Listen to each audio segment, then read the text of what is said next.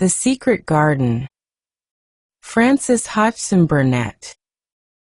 Previously, Mary Lennox, drawn by curiosity and loneliness, uncovered the hidden door to the secret garden, a place long forgotten beneath ivy and silence.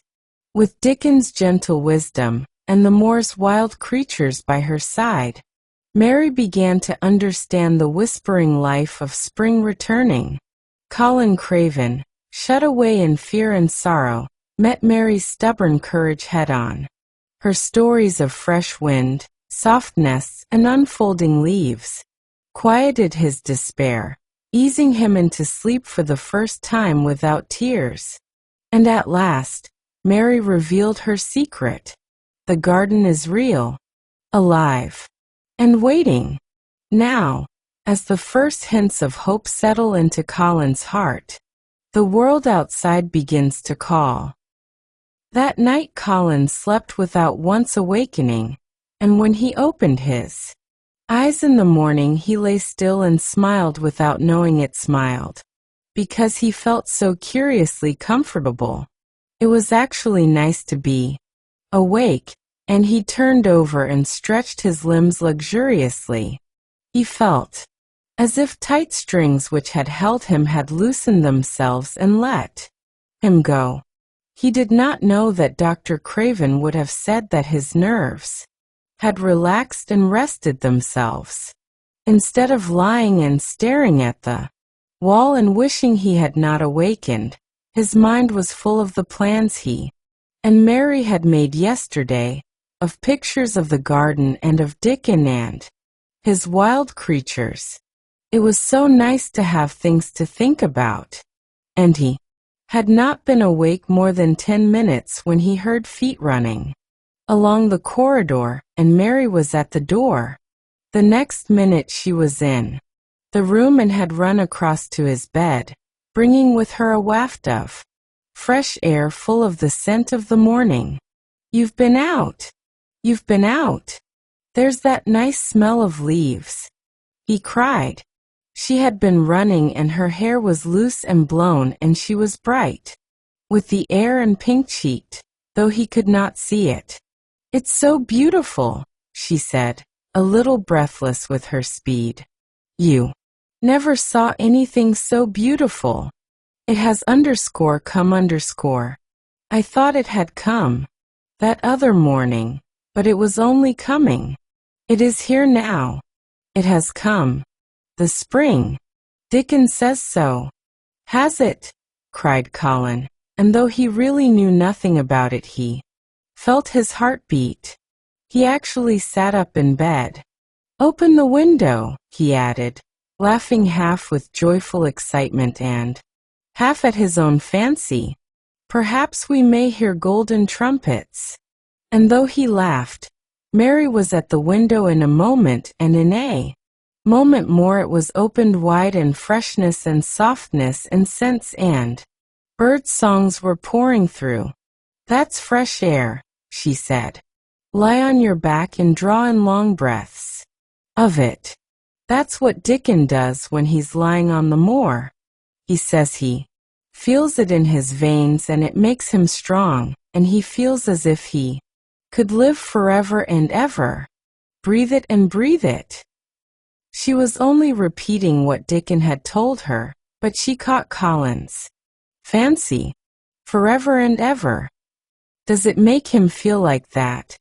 he said, and he did as she told him, drawing in long deep breaths over and over again, until he felt that something quite new and delightful was happening to him. Mary was at his bedside again. "Things are crowding up out of the earth," she ran on in a hurry. "And there are flowers uncurling and buds on everything, and the green veil has covered nearly all the gray, and the birds are in such a hurry about their nests for fear they may be too late, that some of them are even fighting for places in the secret garden. And the rose bushes look as wick as wick can be, and there are primroses in the lanes and woods, and the seeds we planted are up, and Dickon has brought the fox and the crow. and the squirrels, and a newborn lamb." And then she paused for breath. The newborn lamb Dickon had found 3 days before lying by its dead mother among the gorse bushes on the moor. It was not the first motherless lamb he had found, and he knew what to do with it. He had taken it to the cottage wrapped in his jacket, and he had let it lie near the fire and had fed it with warm milk. It was a soft thing with a darling silly baby face and legs rather long for its body. Dickon had carried it over the moor in his arms, and its feeding bottle was in his pocket with a squirrel. And when Mary had sat under a tree, with its limp warmness huddled on her lap, she had felt as if she were too full of strange joy to speak. A lamb, a living lamb who lay on your lap like a baby. She was describing it with great joy, and Colin was listening and drawing in long breaths of air when the nurse entered. She started a little at the sight of the open window. She had sat stifling in the room many a warm day because her patient was sure that open windows gave people cold. "Are you sure you are not chilly, Master Colin?" she inquired. "No," was the answer. "I am breathing long breaths of fresh air. It makes you strong. I am going to get up to the sofa for breakfast, and my cousin will have breakfast with me." The nurse went away, concealing a smile, to give the order for 2 breakfasts. She found the servants' hall a more amusing place than the invalid's chamber, and just now everybody wanted to hear the news from upstairs. There was a great deal of joking about the unpopular young recluse who, as the cook said, had found his master, and good for him. The servants' hall had been very tired of the tantrums, and the butler, who was a man with a family, had more than once expressed his opinion that the invalid would be all the better for a good hiding. When Colin was on his sofa and the breakfast for 2 was put upon the table, he made an announcement to the nurse in his most Raja-like manner. "A boy and a fox and a crow and 2 squirrels and a newborn lamb are coming to see me this morning. I want them brought upstairs as soon as they come," he said. "You are not to begin playing with the animals in the servants' hall and keep them there. I want them here." The nurse gave a slight gasp and tried to conceal it with a cough. "Yes, sir," she answered. "I'll tell you what you can do," added Colin, waving his hand. "You can tell Martha to bring them here. The boy is Martha's brother. His name is Dickon, and he is an animal charmer." "I hope the animals won't bite, Master Colin," said the nurse. "I told you he was a charmer," said Colin austerely. "Charmers' animals never bite." "There are snake charmers in India," said Mary, "and they can put their snakes' heads in their mouths." "Goodness," shuddered the nurse. They ate their breakfast with the morning air pouring in upon them. Colin's breakfast was a very good one, and Mary watched him with serious interest. "You will begin to get fatter just as I did," she said. "I never wanted my breakfast when I was in India, and now I always want it." "I wanted mine this morning," said Colin. "Perhaps it was the fresh air. When do you think Dickon will come?" He was not long in coming. In about 10 minutes Mary held up her hand. "Listen," she said. "Did you hear a caw?" Colin listened and heard it, the oddest sound in the world to hear. Inside a house a horse caw-caw. "Yes," he answered. "That's soot," said Mary. "Listen again. Do you hear a bleat tiny one?" "Oh yes," cried Colin, quite flushing. "That's the newborn lamb," said Mary. "He's coming." Dickon's moorland boots were thick and clumsy, and though he tried to Walk quietly. They made a clumping sound as he walked through the long corridors. Mary and Colin heard him marching, until he passed through the tapestry door onto the soft carpet of Colin's own passage. "If you please, sir," announced Martha, opening the door. "If you please, sir, here's Dickon and his creatures." Dickon came in, smiling his nicest wide smile. The newborn lamb was in his arms, and the little red fox trotted by his side. Nut sat on his left shoulder and Soot on his right, and Shell's head and paws peeped out of his coat pocket. Colin slowly sat up and stared as he had stared when he first saw Mary, but this was a stare of wonder and delight. The truth was that in spite of all he had heard, he had not in the least understood what this boy would be like, and that his fox and his crow and his squirrels and his lamb were so near to him, and his friendliness, that they seemed almost to be part of himself. Colin had never talked to a boy in his life, and he was so overwhelmed by his own pleasure and curiosity that he did not even think of speaking. But Dickon did not feel the least shy or awkward. He had not felt embarrassed because the crow had not known his language and had only stared and had not spoken to him the first time they met. Creatures were always like that until they found out about you.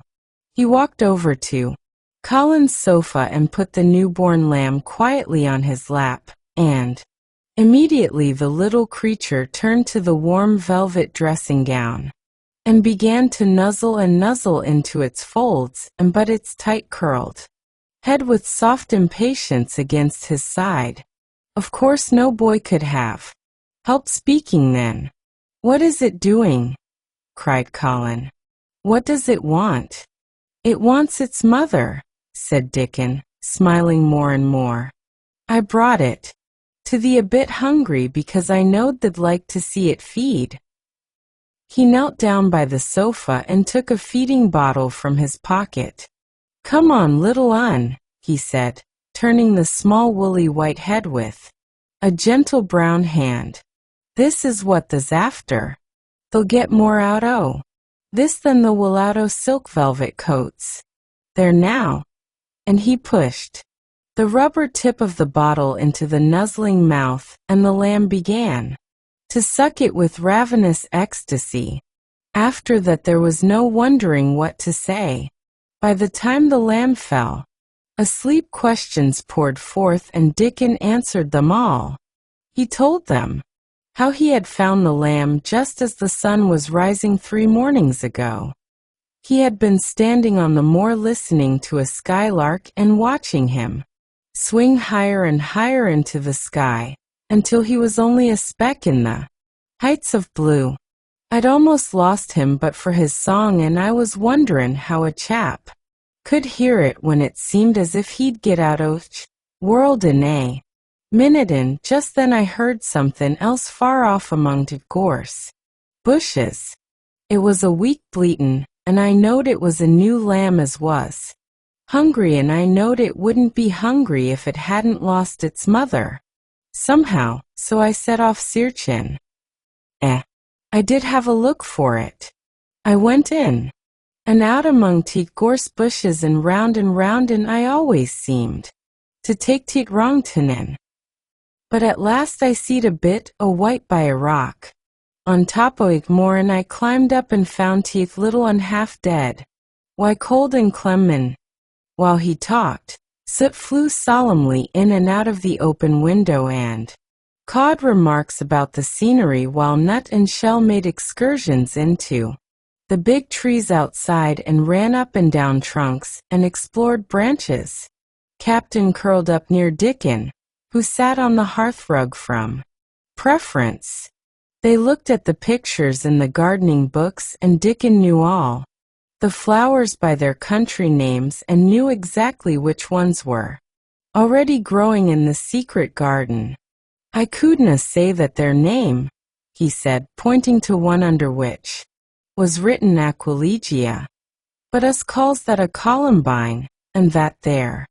One it's a snapdragon, and they both grow wild in hedges, but these is garden ones, and they're bigger and grander. There's some big clumps o' columbine in garden. They'll look like a bed o' blue and white. Butterflies flutterin' when they're out. I'm going to see them, cried Colin. I am going to see them. I that the mun, said Mary quite seriously. And the mun not lose no time about it. Every dream you have tonight is a seed for a beautiful future. Good night.